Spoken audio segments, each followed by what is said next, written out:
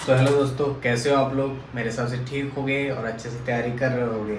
जैसा कि आप लोगों को पता है कि प्रीलिम्स का आंसर किया आ गई है और अब फिजिकल की तैयारी में लगे हैं। और कुछ लोगों को डाउट्स आ रहे हैं कि सर हमारी आई वीक है, हमारा स्कोर अच्छा है, हमारे टीथ खराब हैं।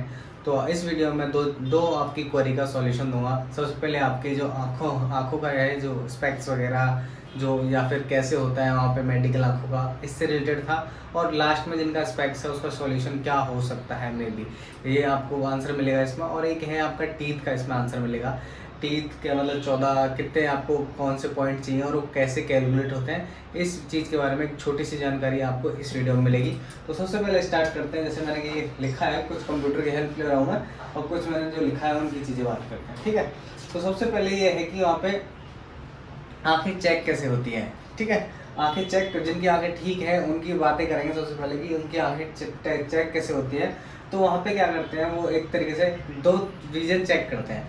तो दो विजन में क्या होता है, एक तो डिस्टेंस का विजन चेक करते हैं और एक नज़दीक का विजन, नज़दीक का चेक करते हैं, ठीक है। नज़दीक के में क्या चेक करते हैं, नज़दीक में 6x6 होना चाहिए। और 6x6 कैसे पता चलेगा आपको, तो ऐसा होता है, देखिए एक बोर्ड होता है जो एक बड़े बड़े अक्षरों में लिखा होगा, मैं अब आपको इस वीडियो में डाल दूंगा, ठीक है। वो वीडियो में टैग कर दूंगा। तो सबसे पहले जो ऊपर का जो अक्षर होगा वो 6x60 का होगा। उसके नीचे जो होगा 6x36 का होगा। उसके नीचे 6x24 का, 6x18 का, 6x12 का, 6x9 का एंड 6x6 का। यानी कि एक बोर्ड वहाँ पे लगाएंगे और वो आपको 6 मीटर से पढ़वाएंगे। कैसे पढ़वाएंगे, सबसे पहले एक आँख पे हाथ रख देंगे, फिर पढ़वाएंगे, फिर दूसरी पे हाथ रख देंगे। तो ऐसे आपकी आँख दूर की जो आपका विज़न है वो चेक हो जाएगा, डिस्टेंस वाला विज़न, कि आपका कौन सा है। जो लाइन आप पढ़ पाओगे वही आपका विज़न बन जाएगा। जैसे सबसे पहले आपने पढ़ी, ऊपर वाली पढ़ ली तो हो गया, आपने नीचे तक पढ़ दी, नीचे यानी नीचे सबसे नीचे वाली जो लाइन है वो पढ़ दी आपने, तो वो 6x6 की होती है और आपने वो पढ़ दी तो आपका 6x6 विज़न माना जाएगा। एक आपका चेक किया जाता है, ठीक है। अगर आप राइट हैंडेड हो, यानी कि आपका सीधे हाथ से आप लिखते हो, तो राइट हैंडेड वाले लोगों के लिए डिस्टेंस यानी कि दूर का जो विजन चाहिए वो 6x6 ही चाहिए राइट आँख के लिए, अगर राइट हैंडेड हो तो। अगर लेफ्ट हैंडेड, और अगर राइट हैंडेड होकर लेफ्ट आँख अगर 6/9 तक भी है तो भी चल जाएगी, ठीक है। दोनों का विजन अलग अलग हो सकता है। ऐसा नहीं है कि आपकी राइट आँख ठीक है तो लेफ्ट आँख ठीक होगी, ठीक है, ऐसा कुछ नहीं है।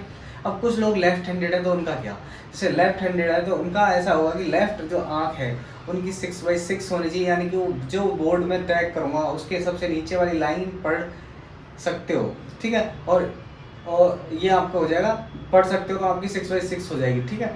उसके अलावा उनकी राइट जो आँख है, यानी कि जो हाथ आपका वर्किंग है, उसके अलावा जो दूसरी आँख है लेफ्ट हैंडर का, राइट आँख नॉन वर्किंग हो गई, तो वो जो आँख है वो आपकी 6/9 तक चल जाएगी, ठीक है। अब आप कहोगे कि सर ये तो हो गया, लेकिन हम आपने बता दिया, लेकिन हम चेक कैसे करेंगे। अब ये डॉक्टर के पास जाएं तो आप डॉक्टर के पास जा सकते हो, डॉक्टर के पास जाओ।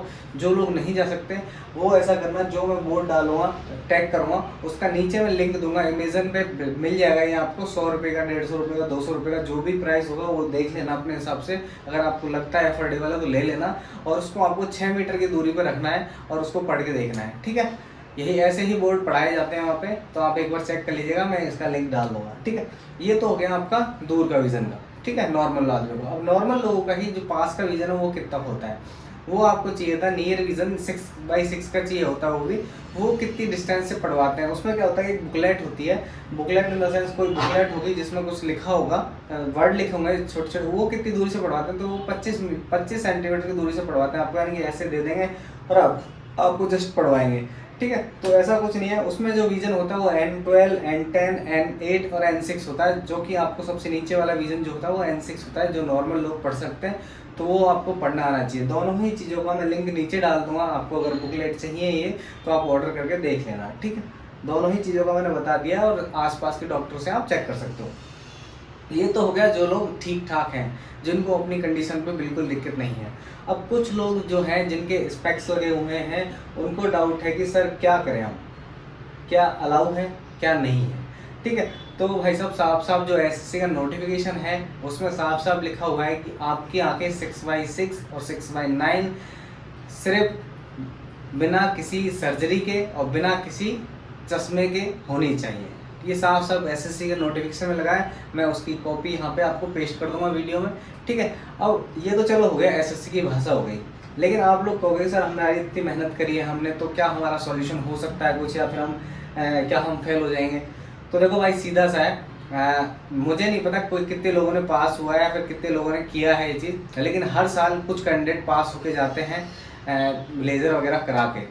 तो आपके लिए एक है, जैसे मैंने देखी है काफ़ी सारी वीडियो देखी है मैंने, काफ़ी सारे लोगों से तो पर्सनली नहीं पूछा है, लेकिन मैंने काफ़ी सारी चीज़ें देखी हैं और कुछ लोग पास भी होते हैं। किसी की आइडेंटिटी रिवील नहीं हो सकती, आप ये जानते हो अच्छे तरीके से।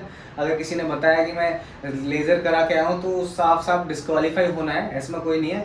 आपको ऐसा करना होगा, जैसे अभी आप वो जो लेज़र वाली प्रक्रिया वो कितने दिन में कंप्लीट होती है और उससे कोई साइड इफेक्ट नहीं है। तो मेरा जो कहना है, देखो लेज़र मैंने देखा है, लेज़र वाला प्रक्रिया है वो आपके विजन पे डिपेंड करता है। आपका डॉक्टर जो होगा वो आपको कंसल्ट करेगा कि भाई साहब आपके ये प्रॉब्लम है, आपको ये करना चाहिए बेटर, ये डॉक्टर ही बता पाएगा। और वो कहेगा कि सर लेज़र, देखो लेज़र आप कराते हो तो लेज़र ऐसा नहीं है सिर्फ एग्जाम के पर्पज से कराओगे आप लोग, ऐसा होगा कि आपके लाइफ टाइम काम देगी। तो देखो वो लोग कराएं लेज़र वगैरह जिनके घर में थोड़े पैसे की दिक्कत नहीं है, या फिर वो लोग जिनको लगता है कि यार इससे मेरा परसेंटेज ऑफ चांसेस बढ़ जाते हैं। क्योंकि देखो वहाँ पे जो मेडिकल होता है आंखों का, वहाँ पे कोई डिवाइस नहीं होती, वो जस्ट ऐसे ही आपको बोर्ड से पढ़वा लिया और चेक कर लिया बस, या फिर आंख में लास्ट लाइट दे ली। और लेज़र जब ट्रीटमेंट जो होता है उसमें ऐसा कुछ पता नहीं चलता कि आपको, जब तक उसको डिवाइसों से अलग अलग इक्विपमेंट आते हैं लेज़र फाइंड करने के, कि तब जाके पता चलता है कि लेज़र करवाई है। तो जो मेडिकल में, नॉर्मल मेडिकल में सिर्फ आँख से ही चेक करते हैं, वो अपनी आँखों से ही चेक करते हैं, कोई इंस्ट्रूमेंट नहीं होता। तो आप वहाँ पे चकमा दे सकते हो और वहाँ पे आप पास हो सकते हो, ठीक है। इसको मैं बढ़ावा नहीं दे रहा हूँ, जो लोग कराना चाहते हैं वो अपनी इच्छा से कराएं। एक इंस्टीट्यूट जो एक हॉस्पिटल है या फिर ये सेंटर है आई सेंटर, ये है I7 चौधरी आई सेंटर, ठीक है, ये दिल्ली में है। तो इस पर जाके देख लीजिएगा, इस पर बहुत सारी वीडियो डली हुई है और बहुत लोगों ने कराया हुआ है लेज़र या कॉन्टूर विजन जो भी होता है, इससे 6x6 विजन आपका हो जाता है।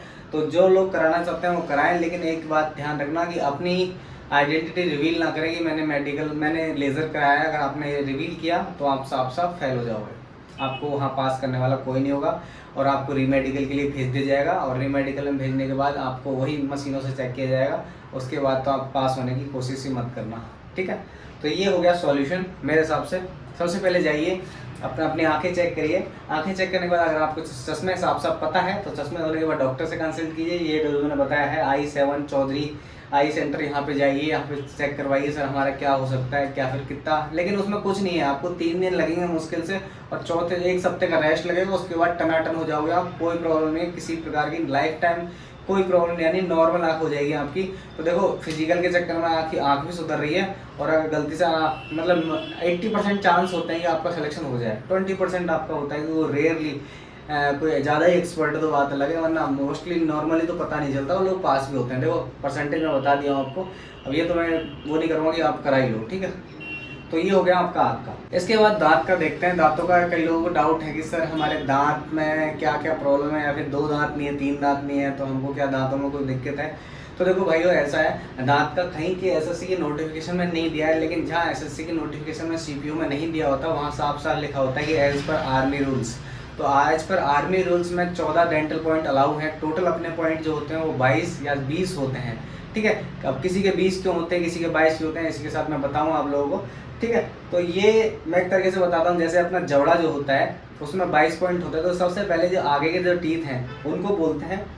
अब यहाँ से आप 20 से अलग अलग करोगे ना, तो 8 पॉइंट इधर 8 पॉइंट इधर, यानी 16 पूरे के जबड़े में होते हैं। और नीचे वाले काउंट मत कीजिए, ऊपर वाले काउंट कीजिए। मैं नीचे का बताऊंगा हिसाब किताब क्या है। यानी कि एक पेयर होता है, जैसे ऊपर के 16 पेयर है ना, उन्हीं के हिसाब से मार्क्स मिलते हैं। अगर उनका नीचे का पेयर गायब है तो आपको पॉइंट नहीं मिलेगा। तो ऊपर के जो जबड़ा है उसका पॉइंट कैसे कैसे होता है, तो शुरू में देखो आपका ये होता है, ये होता है आपका इंसीजर, सबसे पहला दांत जो होता है। उसके बाद जो होता है वो होता है लेटरल इंसीजर। तो इन दोनों के एक एक पॉइंट है। इसके बाद आपका होता है प्री मोलर, और प्री मोलर के बाद सेकंड प्री मोलर, ठीक है। तो दो मतलब 4 दांत हो गए आपके। पहला हो गया इंसीजर, फिर हो गया लेटरल इंसीजर, फिर उस पर कैनाइन आ गया, और फिर प्री मोलर और सेकंड प्री मोलर। यानी ये 5 स्टार्टिंग के इधर के दांत जो हैं उनके एक एक पॉइंट होते हैं। ये मैं चित्र में बता दूंगा और वहाँ पे इंडिकेट कर दूंगा। यहाँ पे मैं कॉपी बना नहीं सकता क्योंकि यहाँ थोड़ा दिक्कत हो जाएगी, ठीक है। तो सबसे पहला दांत इंसीजर, उसके बाद साइड का लेटरल इंसीजर, फिर कैनाइन, फिर प्रीमोलर, फिर सेकंड प्रीमोलर। इनके एक एक पॉइंट होते हैं, ठीक है। इनके एक एक पॉइंट कम मिलेंगे, पहले पॉइंट जान लो कि उसके नीचे फिर आता है मोलर, एक मोलर, फिर यानी डार्ट जो होती है वो मोलर में आती है अपनी। तो डार्ट, पहली डार्ट मोलर, फिर सेकंड डार्ट सेकंड मोलर, फिर थर्ड और थर्ड मोलर, उनके 2-2 मार्क्स होते हैं। ठीक है, इधर हो गए आपके देखो 5 ही हो गए, और 5 और 2-2 कितने हो गए, 2-2-2 तो कितने हो गए 5 + 2-2 6 11, यानी एक साइड के 11 और 11 ये 22 टोटल होते हैं। ठीक है, इन्हीं के नीचे का पेयर अगर है तो ही वो पॉइंट काउंट होगा। जैसे मान लीजिए आपकी ये दांत है आपका और इसके नीचे का दांत नहीं है तो इसका पॉइंट नहीं मिलेगा आपको। अगर एक पॉइंट इसका है और इसके नीचे का दांत नहीं है, मान लो कि हमारा ये ऊपर का दांत है और नीचे का दांत आपका टूट जाता है, मैं इसी के नीचे जैसे अपन जबड़े जब मिलाते हैं तो ऊपर नीचे के दांत मैच करते हैं, तो इसके नीचे का दांत अगर टूटा हुआ है तो वो पॉइंट आपको नहीं मिलेगा। या फिर ऐसा है कि जैसे आपकी लास्ट की जो दाढ़ होती है, लास्ट की जो दाढ़ होती है, थर्ड मोलर जिसको बोलते हैं, अगर वो आपकी फुली डेवलप नहीं है, कई लोगों को ऐसा होता है कि जबड़ा छोटा होता है तो उनके वो दाढ़ आती नहीं है, जिसको बोलते हैं ना बुद्धि वाली दाढ़, वो लास्ट वाली दाढ़ वो होती है जिसमें दर्द होता है जबड़े में एक तरीके से। अगर वो आपकी फुली डेवलप नहीं है तो आपके 2 की जगह 1 मार्क्स मिलते हैं। और कई लोगों के जैसे आगे के अगर दांत टूटे हों तो कोई प्रॉब्लम नहीं है, आपके सारे जो पीछे की दाढ़ हैं उनके 2-2 मार्क्स जो हैं, यानी कि इधर के 2-2 6 मार्क्स और इधर के 2-2 6 मार्क्स अगर आपके मौजूद है तो 12 पॉइंट तो ये हो गए आपके। फिर उसके अलावा एक अगर मोलर है, कैनाइन है तो भी पास हो, आगे के 2-3 दांत उड़े हुए हैं कोई प्रॉब्लम नहीं है। ठीक है, तो ये मोस्टली आप पास हो जाओगे, 14 पॉइंट ही चाहिए 22 और 20 में से, तो आप अच्छी तरीके से पास हो जाओगे। बाकी कुछ लोगों का ऐसा होता है कि जबड़ा कईयों के ज़्यादा दांत होते हैं ऊपर नीचे, तो उन लोगों को दिक्कत आ सकती है उनके पॉइंट होने के बाद भी।